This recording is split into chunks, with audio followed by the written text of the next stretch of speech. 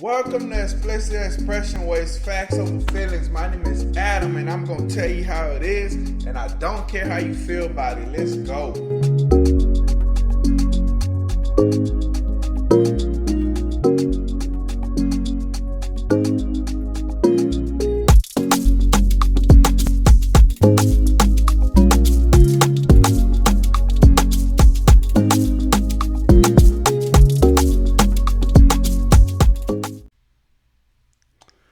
All right, let's get it. So, the Cowboys, again, as everybody know, they'll come out and beat the dog shit out of a sorry team, an easy team, right? And then, as we all already know, they'll play a semi-good team or a really good team, and they'll just get washed. You know what I'm saying? But this is funny this time because they're playing the Saints, right? And it's Derek Carr, people. It's Derek Carr of all people. Making Derek Carr look like Tom Brady on the field is crazy. I thought Dallas was supposed to have the best defense in the league. What happened to that? What happened to Michael Parsons? What happened to that? And then you got Dak, as usual, throwing picks. Silly picks. You know what I'm saying? And the worst part about it, they scored on every drive that they had. The Saints scored on every drive that they had. And that's not the worst part. The worst part is that this nigga right here, the highest paid quarterback ever in the league, I think that's what they said. This nigga right here had a post-game interview. Oh my God. Y'all won't believe what this dude said. I want y'all to hear from his mouth, okay? Let's hear from Dak's mouth. Defensively, did y'all try to press offensively? Did you feel yourself pressing? It's hard to say that we're pressing, but obviously you're trying to play complementary football when your defense is struggling to stop a group. You want to do your part and score touchdowns and come back, and we weren't able to score touchdowns. I mean, we were able to move the ball up and down the field, but we couldn't score touchdowns. So I can't say that we were pressing necessarily. Going from last week to this week, as I said, there were some things that we wanted to get better at. We got better at third down this week, but now it's the red zone that I think we score some touchdowns. It makes the defense feel a little bit better, and it's a whole different feel within the game for both sides of the ball. Went for the CD early in the first half. It looked like he was open in his. I don't know if it was that a misconnection or you guys? just miscommunication.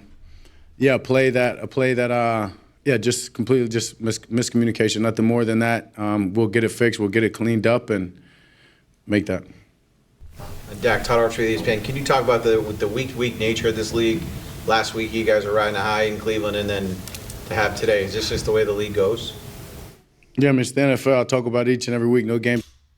It's the Cleveland Brown. They beat the dog shit out of the Cleveland Brown the week before this one. So, like I said, and everybody knows this already, except for Dallas Cowboy fans. For some reason, every fucking year they'll win one game in week one, and then automatically think they're finna go win the Super Bowl. This shit is crazy. It's delusional if you ask me. So they beat the dog shit out of Cleveland Brown. And now they're playing the New Orleans Saints, right? They have Derek Carr, of all people, as a quarterback. And they just washed them, right? So, let's listen. Are played on paper. As far as riding a high, I know I wasn't personally. I don't think the guys in the locker room necessarily were. I mean, I talked about how much meat we left on the bone offensively. And that's simply why you can't listen to other people's opinions and read what you guys write respectfully. I mean, yeah, y'all may have put this team on a high more than we should have been, and that's the problem right there. Y'all need to get rid of this nigga. This nigga said the reporters, the fans, the analysts put this team on a higher pedestal than where they should have been. What does that even mean? So are y'all as good as people are saying or not? Or do you guys not believe that you guys are that good? If that's the case, what are you trying to say? That's crazy. If you have your leader of the team, your quarterback, the highest paid quarterback in the NFL ever, saying some shit like that, what is the team supposed to take from that? How are they supposed to react to that? How are they supposed to take that? You got your leader of your team saying shit like that. That's crazy. Y'all need to get rid of this nigga. Until y'all get rid of this nigga, I don't think y'all going anywhere past the first round of the playoffs. Let's listen to more.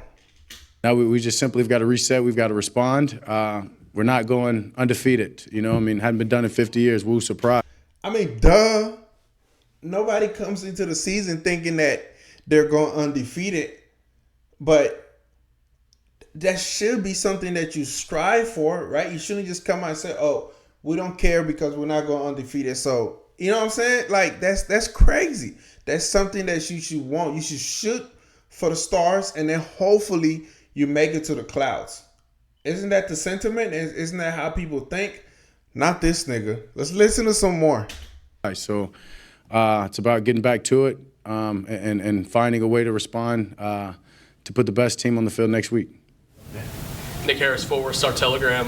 What's your assessment of the run game today? And I know the game kind of got away from the run game, but in the first half, what would be your assessment of it?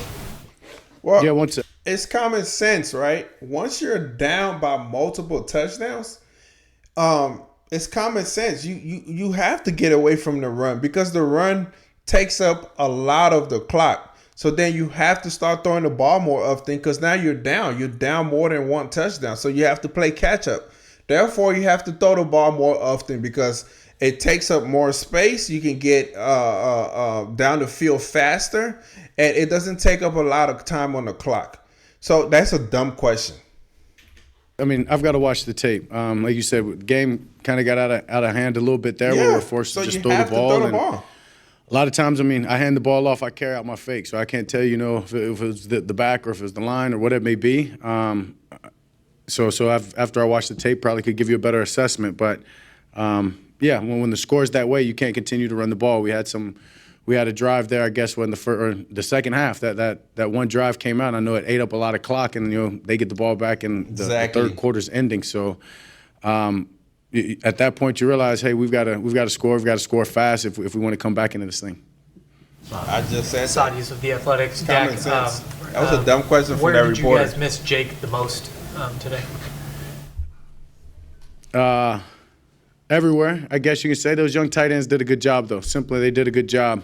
But as I said before, throughout the week, Jake's much more than just a tight end on Sunday. I mean, he's an aggressor. He brings a physical nature to this group. He's got a mentality that other guys feed off of that's very contagious. And but as I said, those other guys did play well. They did their job. They stepped up. They made some plays, and just got away from us. Just what were your emotions when Zach went down, and then also when he was able to come back into the game? Yeah, I mean, I'm not trying to think about all that. When he goes down, wishing the best for him. Tapped him, but then when he gets right back, he's right back in the huddle. You forget that he was injured, and a guy like that's a competitor. He's gonna do whatever. Yeah, as I really wanted to show y'all, if you have the leader of your team thinking like that, that's fucking crazy, bro. Like, where's the motivation at? Where's the belief? You know what I'm saying? And that's one of the problems right there. So